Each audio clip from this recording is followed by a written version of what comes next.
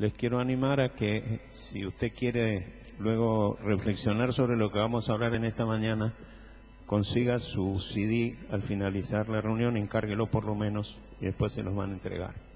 Hermanos, miren, yo estoy con cierto interés en que miremos la palabra para entender cuál debe ser la actitud y el proceder del pueblo cristiano frente a algo que es real. Distintos hermanos en distintas circunstancias, en distintos momentos han tenido visiones, sueños, revelaciones acerca de cómo el diablo se mueve o quiere moverse para tratar de interferir en el ministerio y tratar de perturbar para que no avancemos como Dios quiere.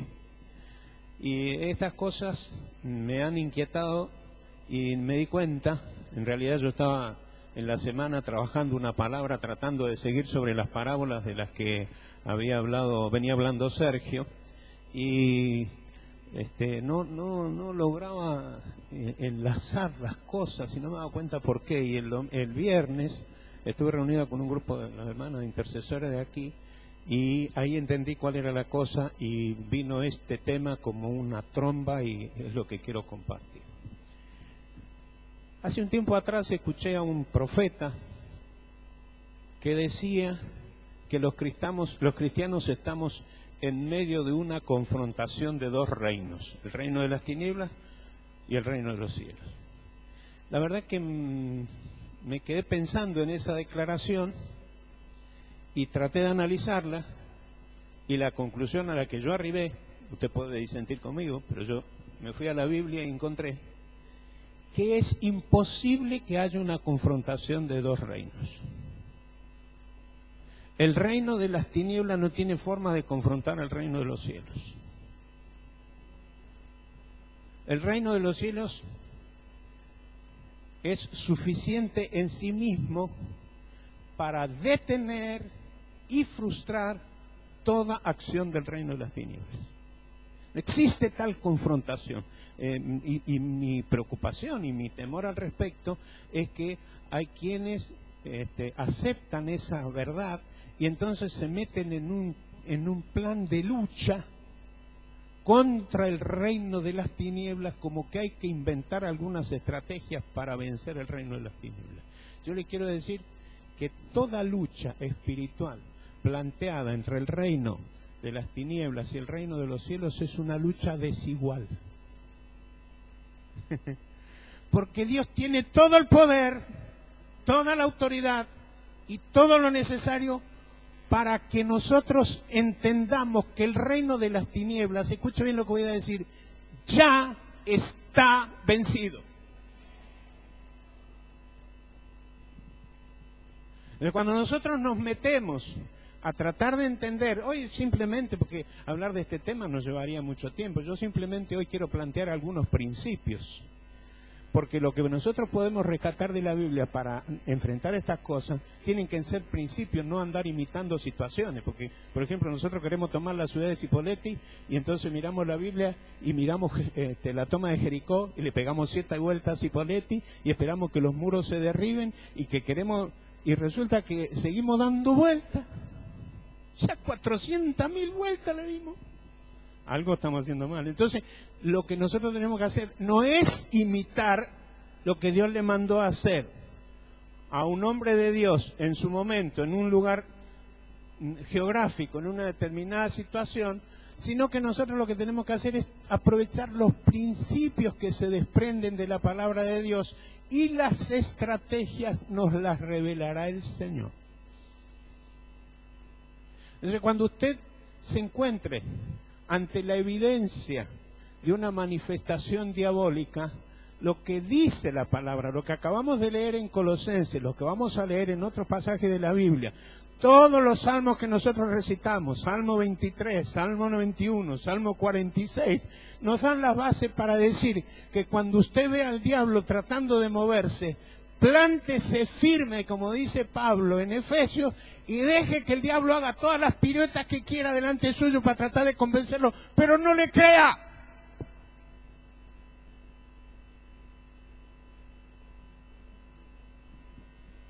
Hay gente que por no entender la realidad espiritual de pertenecer al reino de Dios, cuando lo ve al diablo hacer piruetas delante, empiezan a tratar de descubrir cómo se llama el demonio, para qué vino el demonio, cómo nos va a entrar. No, basta, deje que el diablo haga las piruetas, manténgase firme.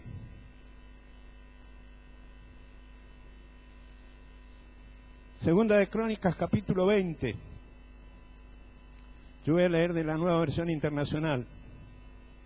En esta estrategia, o mejor dicho, en esta historia que narra cómo el Señor lo guió a Josafat frente a la amenaza de los moabitas, los amonitas, los que venían contra él, nosotros de acá no vamos a copiar la estrategia, por favor.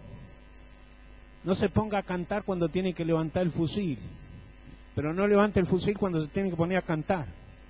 Pero de aquí vamos a tratar de traer algunos principios. ¿Está bien? Vamos a leer el pasaje que dice, después de esto, capítulo 20 de Segunda de Crónicas, perdón. Segunda de Crónicas 20 dice, después de esto los moabitas, los amonitas y algunos de los meunitas le declararon la guerra a Josafat, y alguien fue a informarle, diciéndole, del otro lado del mar muerto y de Edom, viene contra ti una gran multitud. Ahora están en Hasezón Tamar, es decir, en Gadi. Atemorizado, Josafat decidió consultar al Señor y proclamó ayuno en todo Judá. Los habitantes de todas las ciudades de Judá llegaron para pedir juntos ayuda al Señor. En el templo del Señor, frente al nuevo atrio, Josafat se puso en pie ante la asamblea de Judá y Jerusalén y dijo, Señor, Dios de nuestros antepasados, ¿no eres tú el Dios del cielo y el que gobierna todas las naciones? Es tal tu fuerza y tu poder que no hay quien pueda resistirte. ¿No fuiste tú, Dios nuestro, quien a los ojos del todo el pueblo de Israel expulsó a los habitantes de estas tierras? ¿Y no fuiste tú quien les dio para siempre esta tierra a los descendientes de tu amigo Abraham? Ellos la habitaron y construyeron un santuario en tu honor, diciendo, cuando nos sobrevenga una calamidad o un castigo por medio de la espada o la peste o el hambre, si nos congregamos ante ti en este templo donde habitas y clamamos a ti en medio de nuestra aflicción, tú nos escucharás y nos salvarás. Y cuando Israel salió de Egipto, no le permitiste que invadiera a los amonitas, ni a los moabitas, ni al monte Seir, sino que los enviaste por otro camino para que no destruyeran a esas naciones. Mira cómo nos pagan ahora viniendo a arrojarnos de la tierra que tú nos diste como herencia. Dios nuestro, ¿acaso no vas a dictar sentencia contra ellos?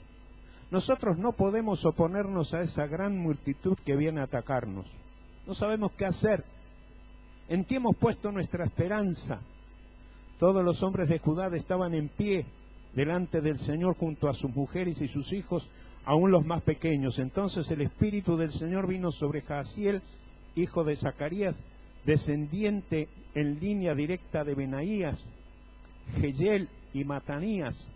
Este último era un levita de los hijos de Asaf que se encontraba en la asamblea, y dijo Jaasiel, escuchen, habitantes de Judá y de Jerusalén, escuche también su majestad.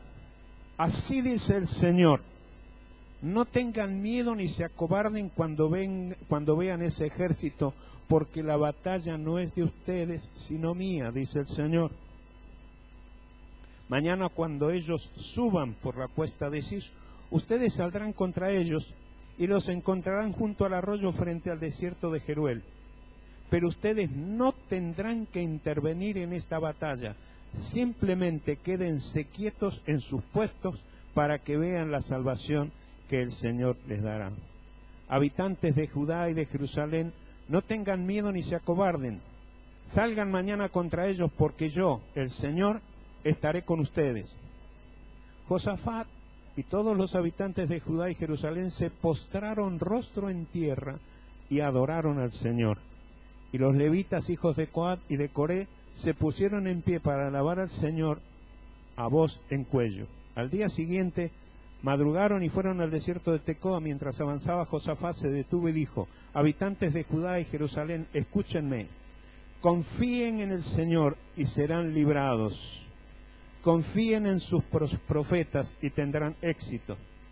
Después de consultar con el pueblo, Josafat designó a los que irían al frente del ejército para cantar al Señor y alabar el esplendor de su santidad con el cántico: den gracias al Señor por su gran amor, porque su gran amor perdura para siempre. Tan pronto como empezaron a entonar este cántico de alabanza, el Señor puso emboscada contra los amonitas, los moabitas en el monte Seir, que habían venido contra Judá, y los derrotó. De hecho, los amonitas y los moabitas atacaron a los habitantes del monte Seir y los mataron hasta aniquilarlos. Luego de exterminar a los habitantes de Seir, ellos mismos se atacaron y se mataron unos a otros. Cuando los hombres de Judá llegaron a la torre del desierto para ver el gran ejército enemigo, no vieron sino cadáveres que yacían en tierra. Ninguno había escapado con vida. Entonces Josafat y su gente fueron para apoderarse del botín, y entre los cadáveres encontraron muchas riquezas, vestidos y joyas preciosas. Cada uno se apoderó de todo lo que quiso hasta más no poder. Era tanto el botín que tardaron 3 días en recogerlo. El cuarto día se congregaron en el valle de Beraca y alabaron al Señor. Por eso llamaron a ese lugar Valle de Beraca, nombre con el que hasta hoy se le conoce. Más tarde todos los de Judá y Jerusalén, con Josafat a la cabeza, regresaron a Jerusalén llenos de gozo, porque el Señor los había librado de sus enemigos, y al llegar entraron en el templo del Señor con sus arpas, liras y trompetas. Al oír las naciones de la tierra cómo el Señor había peleado contra los enemigos de Israel, el temor de Dios se apoderó de ellas, tanto por el reinado de Josafat. Por lo tanto, el reinado de Josafat disfrutó de tranquilidad y Dios le dio paz por todas partes. Josafat tenía 35 años cuando ascendió al trono de Judá y reinó en Jerusalén 25 años. El nombre de su madre era Suba, hija de siguió el ejemplo de su padre Asa y nunca, escuche bien esto, siguió el buen ejemplo de su padre Asa y nunca se desvió de él, sino que hizo lo que le agrada al Señor. Quise leer todo el pasaje para ubicarnos en la situación. Al mirar este pasaje,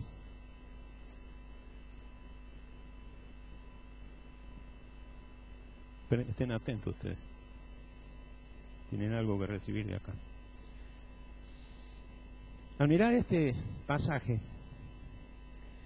yo veo que encierra, además de las estrategias, algunos principios, que son los que quiero señalar en esta mañana. No me refiero a hacer todo lo que Dios le mandó a hacer a Josafat. Nosotros no tenemos por qué imitar eso. Me refiero a tratar de encontrar principios. En primer lugar, lo primero que hace Josafat cuando se entera de los que vienen contra él es hacer lo mismo que hacemos nosotros: declaramos ayuno y oración. No está mal. Josafat, además de proclamar ayuno y oración, es como que le recuerda a Dios todo lo que sabe de él. Ustedes fíjense, el diálogo, o mejor dicho, el discurso, por llamarlo de alguna oración, porque ni siquiera lo quiero llamar oración, aunque evidentemente Josafat estaba orando. El discurso que Josafat le da a Dios, y le recuerda algunas cosas. Dios de nuestros antepasados, ¿no eres tú el rey del cielo y que gobierna todas las naciones? Es como que le está diciendo, nosotros te conocemos así. Nosotros sabemos que es tal tu fuerza y tu poder que no hay quien te pueda resistir. Y sigue haciéndole pregunta. ¿No fuiste tú, Dios nuestro, quien a los ojos de tu pueblo Israel expulsó a los habitantes de esta tierra?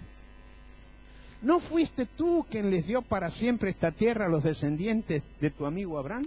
y ellos se habituaron, etcétera, etcétera. Principio número 1. Diga conmigo, principio número 1. Haga con el dedo así, diga número 1. Principio número 1. Si vas a ser parte, hola, ¿está acá? Si vas a ser parte de la guerra espiritual, lo primero que debes hacer es recordar a qué reino perteneces y quién es tu rey. Lo quiero volver a repetir. Por eso, como hay algunos principios que vamos a mencionar y no están todos en el boletín porque por una cuestión de espacio, le quiero pedir que por favor no evite encargar su CD al final. No estamos haciendo negocio, estamos tratando de que usted se lleve algo que le sirva. Primer principio entonces. Si vas a ser parte de la guerra espiritual, y de hecho lo eres, todos estamos en guerra espiritual. ¿Vieron lo que nosotros hacemos cuando se trata de una cuestión de guerra espiritual? Enseguida llamamos a los expertos en guerra espiritual. Y resulta que no nos preparamos nosotros, que somos parte de la guerra, porque Dios no prescinde de sus soldados, no pone a unos sí y a otros no, los pone a todos. Es decir, como parte de esta cuestión en la que nos vemos metidos en la guerra espiritual, es necesario conocer el reino, o recordar, porque no es, y conocerlo también, recordar y conocer a qué reino pertenecemos y quién es el rey. Y a preguntarnos quién es el rey, o recordar quién es el rey, recordar los atributos de este rey. Entonces, número 1, principio número 1, de este principio decimos lo siguiente: lo que Josafat fue recordar al rey del reino, al que sabía que pertenecía, que había llegado la hora de mostrar su poderío para salvar a su pueblo. Josafat pudo recordar o recordarle a su rey y señor todo lo que leímos porque conocía al rey y sus antecedentes. Josafat no hubiera podido decir nada de todo lo que dijo si no lo hubiera conocido. Miren, hermanos, queremos prepararnos para estar firmes y ser... nadie quiere estar en la guerra, pero estamos de hecho. Si queremos estar equipados para eso, lo primero que tenemos que hacer es conocer el reino.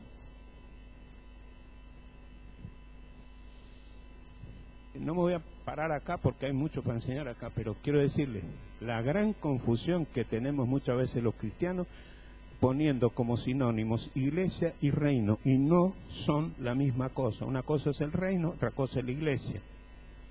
La iglesia está al servicio del reino, pero el reino es lo que el evangelio que predicó Jesús, que vino a traernos Jesús, es evangelio del reino de Dios. Hay que conocer el reino y hay que conocer al rey. Josafat lo conocía, por eso pudo orar de la manera que hizo. Noto que algunos pretenden hacer guerra espiritual y están más preocupados por el diablo y sus demonios que por conocer al Dios que venció al diablo. ¿Hay alguno que le pueden hacer usted? Yo una vez leí un artículo que por supuesto me produjo, no me quiero poner a calificarlo, pero no me hizo bien, porque era un listado del nombre de los demonios. El demonio fulano, el demonio sultano, el demonio... A mí me fue muy mal, no lo voy a contar esta mañana, pero me fue muy mal una vez que a un endemoniado le pregunté, ¿cómo te llamas?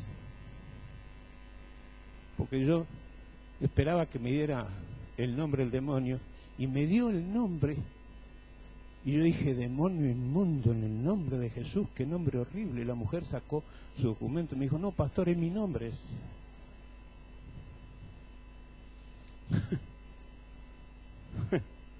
Dice, ¿para qué corno querés saber el nombre del demonio? Tenés que preocuparte por el nombre del rey y los atributos del rey. Pero hay algunos que están preocupados por los demonios. Ahí está, ahí, detrás del cosito del agua, ahí está. Y salen corriendo para allá. Y cuando llegan y el diablo les pega y salen espantados. ¿Para qué querés saber el nombre?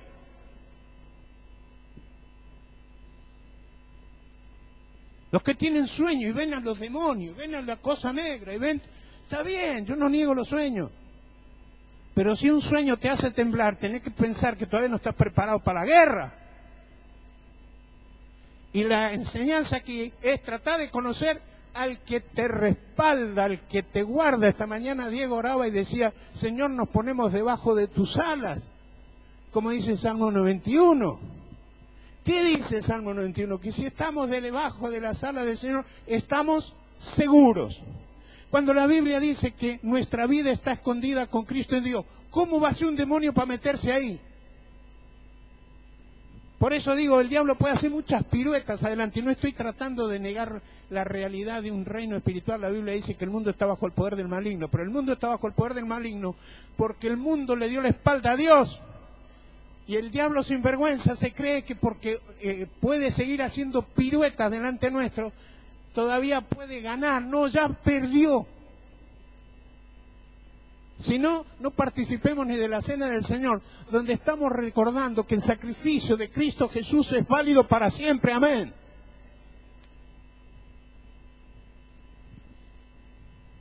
Entonces, Josafat, en función de su conocimiento del Señor, dice: Dios nuestro, ¿acaso no vas a dictar sentencia contra estos? Está diciendo, Josafat está diciendo, ni yo, ni toda la gente que tengo conmigo puede dictar sentencia. La tiene que hacer vos. Es decir, ahora que yo recibo una revelación de Dios y me dice, decí tal cosa porque en esto declaro la sentencia del cielo, pero no copie lo que Dios le dijo a otro. ¿Me siguen, hermanos? Hola, ¿o ya se fueron? ¿Están acá? Muy bien. Principio número 2. Diga conmigo. Principio número 2. Quiero ver los dedos, ¿eh? Algunos ponen 3, se viene después. Principio número 2. Como consecuencia de lo que venimos diciendo, el principio número 2 es la guerra contra el mal, contra el maligno, contra el diablo, contra el reino de las tinieblas. No es nuestra, es de Dios. Por lo tanto, no tengas temor. El que se la va a tener que ver con Dios son los demonios que cuando nosotros le decimos al diablo, vení que te espero, pobre de nosotros. Una vez en la puerta del tabernáculo, cuando estábamos en el cine, había un tipo que siempre venía y se ponía a escupir contra el tabernáculo y a maldecir. Y un día me cansé. Y yo dije, en el nombre de Jesús te vas. ¡Pum! Me puso una piña, me partió los anteojos. Me acuerdo que Edgardo Mesías quería salir a matarlo al tipo. Le dije, no, dejalo, si la culpa fue mía. Porque fui a envalentonarme. El diablo se la tiene que ver con Dios, no conmigo. Entonces yo tengo que hacer un camino para mostrarle a Dios, no para mostrar mi valentía. Cuando recién empecé a tratar con endemoniados en San Juan, se nos manifestó un bichito a través de un pibe. No teníamos ni idea. Nosotros decimos, esto es cosa de pibe, esto, ¿sabes cómo lo sacamos? Nos tuvo 3 días en danza el tipo y nosotros no sabíamos qué hacer. Felizmente vino al auxilio nuestro el pastor Paso y se terminó la fiesta, que sabía cómo hacer. Nosotros, me acuerdo que Cacho Rena le metía los dedos en la boca para que el diablo se callara. Yo dije, va a cortar el otro dedo.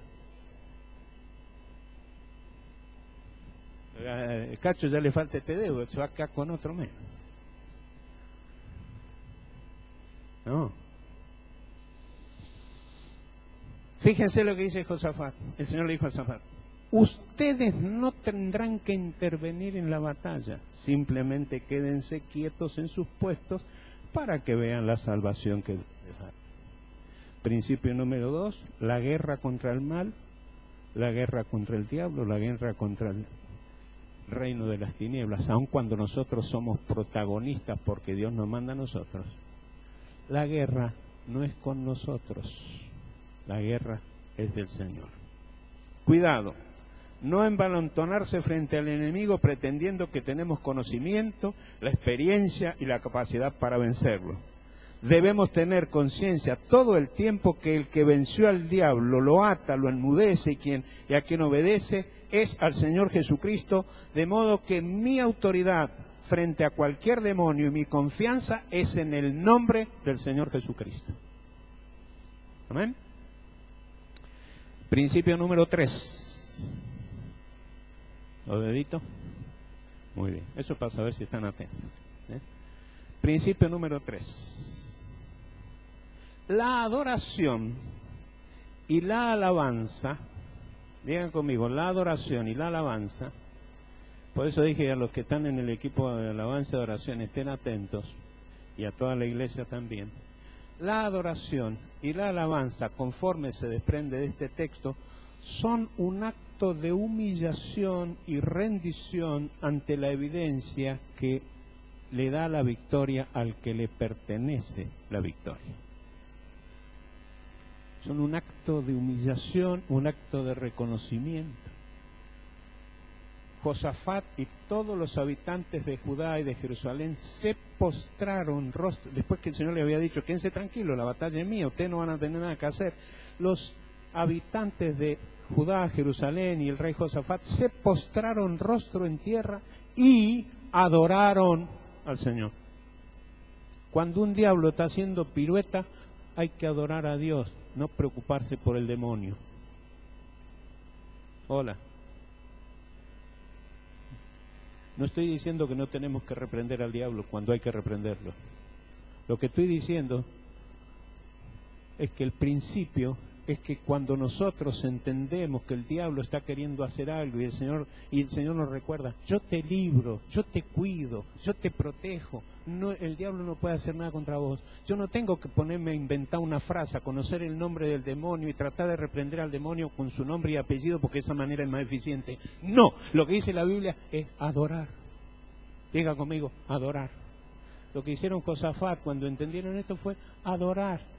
Ahí entiendo cuando hay algunos que hablan de que la intercesión y la adoración van juntas. Y es verdad, pero no se trata de que los de intercesión empiezan a echar al diablo y los de adoración empiezan a cantar canciones de guerra. Se trata de adorar. Y cuando Dios te dice hace guerra, se guerra. Pero cuando Dios te dice, cuando Dios por el Espíritu te impulsa a adorar, algunos sienten en su espíritu, tenemos que adorar a Dios, y salen los otros en el nombre de Jesús, y que te echo diablo, y que de aquí y de allá. Adorar. Adorar es postrarse. Adorar no es cantar, adorar es postrarse. Es presentarse delante de Dios y reconocer a Dios como Dios es y cómo es. Perdón.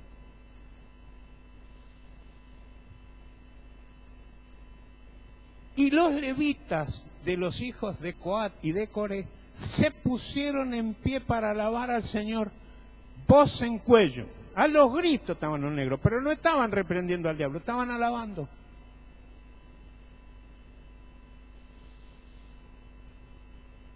Primero, como la victoria es de Dios, lo que el pueblo que recibirá el beneficio debe hacer es adorarlo.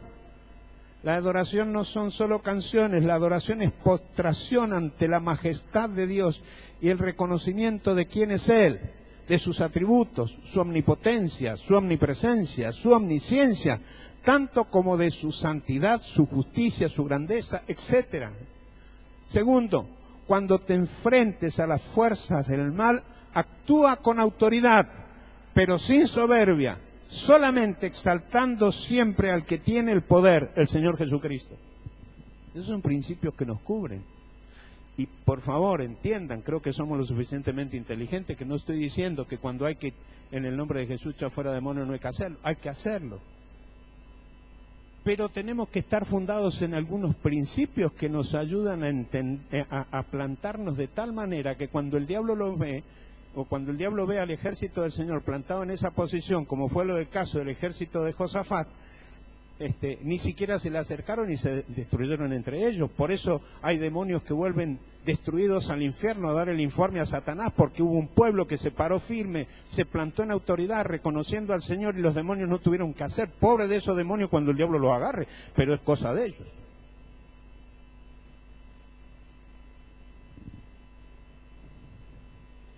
Principio número 4, deditos. Muy bien, vamos aprendiendo. Principio número 4, no actúes por imitación. Para cada guerra hay una estrategia. Hola. Lo que Dios le mandó a hacer a Josué en Jericó era para Jericó, no para Cipolletti.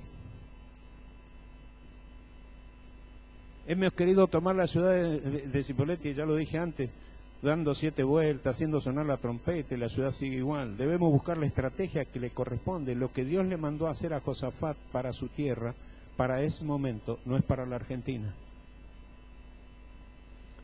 Lo que podemos tomar de cada caso son los principios como los que estamos enunciando, pero la estrategia la debemos buscar para cada situación. Quédense tranquilos, ya vamos por el principio número 5. Deditos. Muy bien. Principio número 5. Para tener autoridad, escúchame bien esto. Este es muy fuerte y muy necesario y fundamental, los otros también, pero este es bárbaro. Para tener siempre autoridad frente a las fuerzas del mal hay que mantenerse en santidad y corrección. Josafat tenía 35 años cuando ascendió al trono de Judá y reinó en Jerusalén 25 años. El nombre de su madre está ahí, la descendencia también. Versículo 32 dice, siguió el buen ejemplo de su padre Asa, nunca se desvió de él, sino que hizo lo que le agrada al Señor. No, hermano, no salgas a la guerra si estás con un hueco grandote así en tu vida porque andas haciendo macanas por ahí. Como por un chorro se te va la autoridad. No sirve. Por eso cuando leíamos en Colosenses lo que Dios dice, que leíamos cuando leíamos en la Cena del Señor, hermanos, el Señor nos recuerda vivir en santidad. Vivir en santidad no es sinónimo de un monasterio donde tenés que vivir encerrado sin tener contacto con nadie. No, la Biblia dice que aunque no somos del mundo, Dios nos ha puesto en el mundo. Entonces, moviéndonos en el mundo, guardarnos en santidad y en corrección. Porque cuando nosotros nos movemos en santidad, en corrección, haciendo lo que Dios le agrada, hermano, ese es el primer punto que sostiene la autoridad que Dios nos ha dado contra las fuerzas del mal.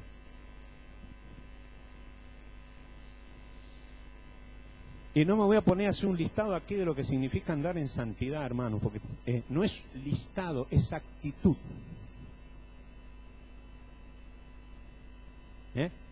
No, que si sos santo no chupe vino. No. Que si sos santo no vaya a bailar. No.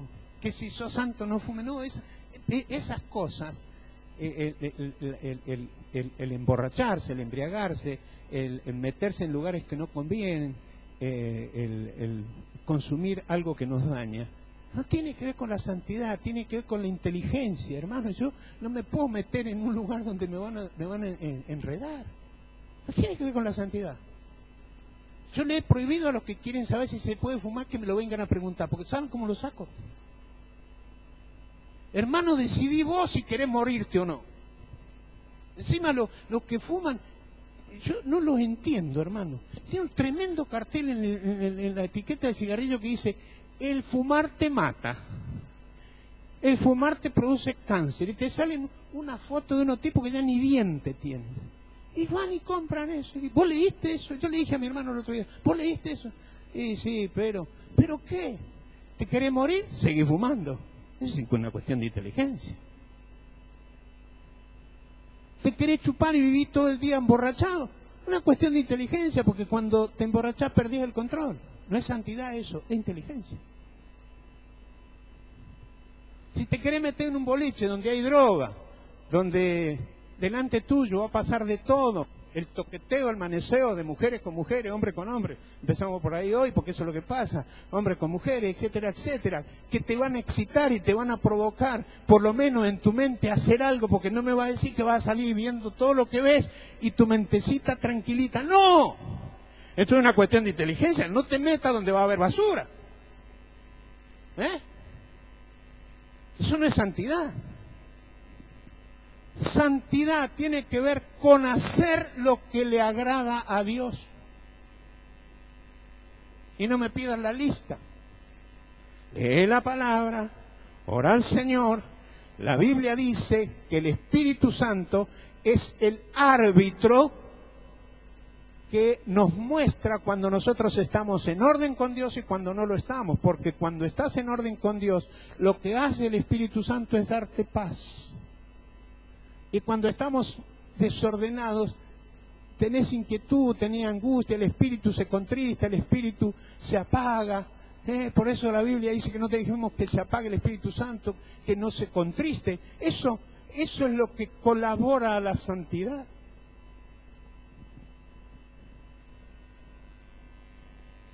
Sanidad tiene que ver con actitud y con conducta. Santidad tiene que ver con actitud y con conducta.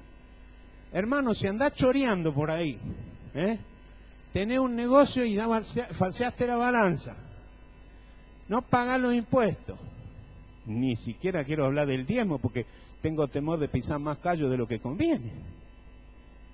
Pero la santidad tiene que ver con eso, porque es obediencia.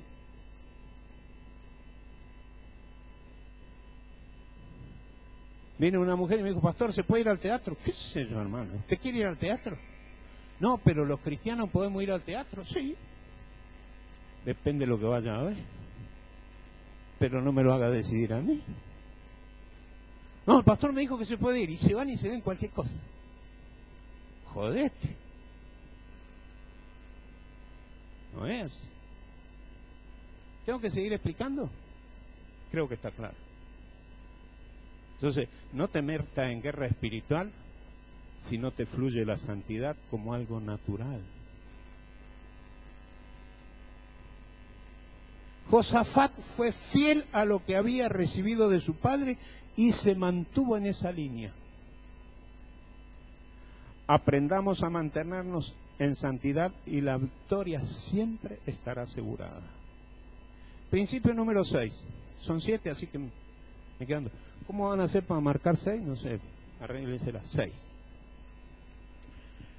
Principio número 6. Cuando hayas visto la victoria del Señor en una guerra, completa tu trabajo. Anda por el botín.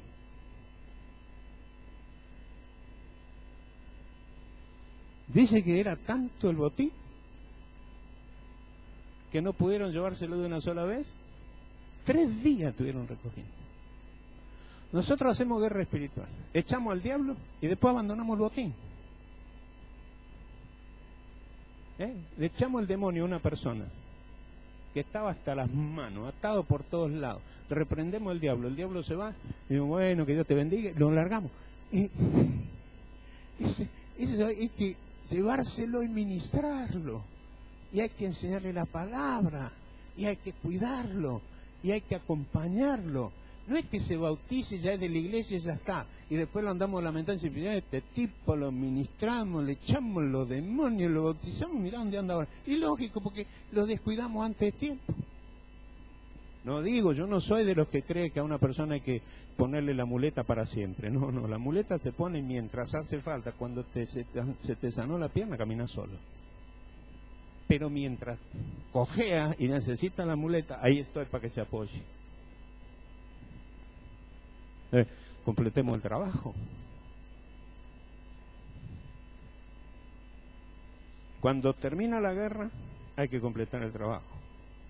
Si Dios nos manda a hacer actos de liberación a personas, lugares, ciudades, debemos ser custodios de lo que nos ha entregado. Ese es el botín. Ustedes me han escuchado decirlo, yo ya lo he hablado con los pastores de Cipolletti, no tengo ningún problema de decirlo porque yo soy parte de la cosa y me siento tan responsable como los demás pastores. A la ciudad de Cipolletti la hemos rodeado, le hemos echado aceite con avión desde los aires, oramos por la puerta de Cipolletti, pusimos ángeles, qué sé yo cuánto hicimos, vayamos, ya lo he dicho muchas veces, a ver la entrada de la ciudad de Cipolletti en la circunvalación y ruta 151. Hay más demonios, parece que todo el infierno se hubiera instalado ahí. ¿Por qué? Porque no fuimos custodios. Principio número 7. Este es tan importante como lo que ya dijimos. Una vez